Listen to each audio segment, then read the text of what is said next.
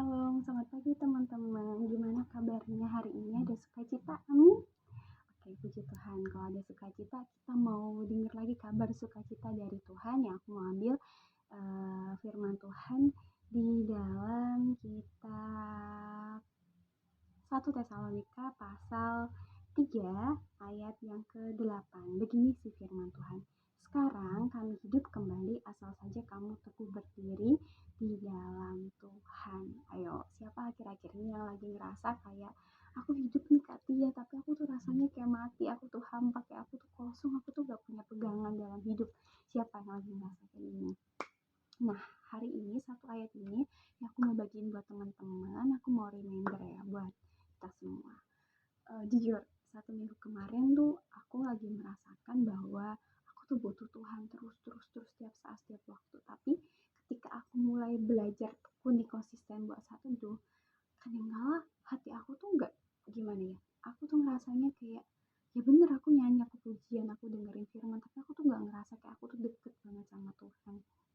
Nah, di ayat ini firman Tuhan dibilang asal saja kamu teguh berdiri di dalam Tuhan. Jadi yang kemarin tuh aku tuh rasanya waktu aku nggak sungguh-sungguh, waktu aku ngerasa aku tuh nggak nyampe, nggak klik sama Tuhan itu tuh aku lagi nggak teguh banget sama Tuhan gitu loh. Aku jadiin kayak semacam doa, semacam pujian, atau mungkin penyembahan buat aku bisa masuk ke dalam hadirat Tuhan itu sebagai formalitas. Tapi saat aku bilang sama Tuhan kayak gini, aku doanya Tuhan aku bingung, aku tuh harus apa gitu, aku tuh harus minta apa lagi sama Tuhan, karena aku tuh udah lebih sering banyak mintanya sama Tuhan melalui doa-doa aku daripada aku tuh bilang ucap syukur sama Tuhan, aku bilang terima kasih Tuhan buat nafas ini, buat kehidupan ini.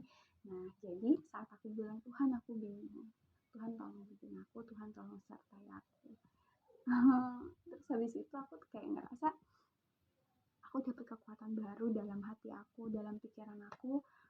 Pelan-pelan, sedikit demi sedikit aku ngerasa bahwa Tuhan tuh selalu ada dalam hidup aku tuh kapanpun, dimanapun. Mau aku saat aku kerja, mau saat aku lagi main sama temen aku, waktu aku lagi ngobrol, bahkan waktu aku sendirian, bahkan waktu aku tidur, Tuhan gak pernah terlelap buat tinggalin aku. Nah, satu ayat ini tuh dikatakan sekarang kami hidup kembali. Aku ngerasa aku sekarang hidup lagi. Dan jujur teman-teman, hari ini aku ucap syukur karena hari ini adalah hari tepat dimana aku berumur yang ke-25 tahun.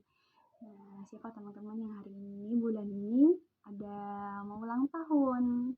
Happy birthday ya. Tuhan Yesus selalu berkati masa depanmu dan selalu kasih kamu sukacita terus berlimpah-limpah, dan kamu selalu jadi berkat dimanapun kamu berada. Nah, aku mau kasih tips buat teman-teman yang mungkin lagi ngerasa kosong hari-harinya, atau mungkin lagi gak punya semangat dalam hidup. Ingat, kemarin waktu aku sharing sama temen aku tuh teringat sama kata-katanya, dan tiap malam aku tuh selalu tiap malamnya aku selalu renungin lagi. Aku kemarin waktu sharing aku masih sedih gitu kan, gak tau kenapa ya, aku tuh selalu denial. Aku bilang aku kadang aku gak sedih, aku gak gimana, aku gak mikir, tapi ternyata aku tuh masih ada sisa-sisa, aku tuh sedih gitu sama masa lalu aku, jujur sama mantan aku yang pertama. Dan memang aku baru 1 kali pacaran gitu, dan itu benar-benar buat hati aku tuh terluka dan capek gitu. Dan dia ingetin aku sama satu kalimat statement ini, kayak sekarang tuh ya yang bisa jalanin diri kamu ya diri kamu gitu loh. Kamu udah gak ada ikatan lagi sama dia, jadi kamu mau ngapain, kamu mulai bisnis, kamu mau jalanin hari kamu kerja, mau ngapain, itu ya diri kamu gitu. Kamu lakuin buat diri kamu, bukan buat dia lagi gitu. Karena kadang-kadang aku masih mikir bahwa kalau aku mulai bisnis ini atau aku mulai gini kayak aku bakal semangat gak ya, udah gak ada dia, udah kayak gini, aku udah gak punya pasangan lagi, aku tuh gak ada semangat lagi.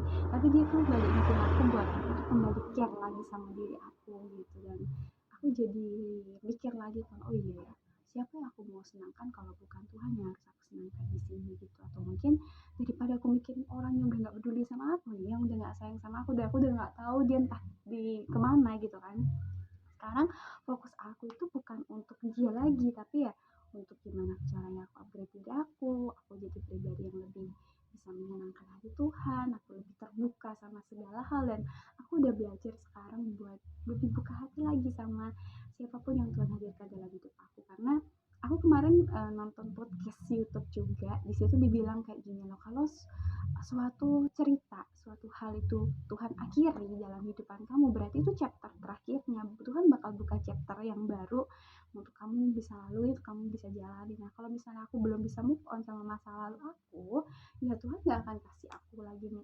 cerita buat masa depan, atau mungkin sosok teman lawan jenis yang seperti apa yang akan Tuhan hadirkan, yang aku percaya bakal lebih baik dari dia di masa lalu.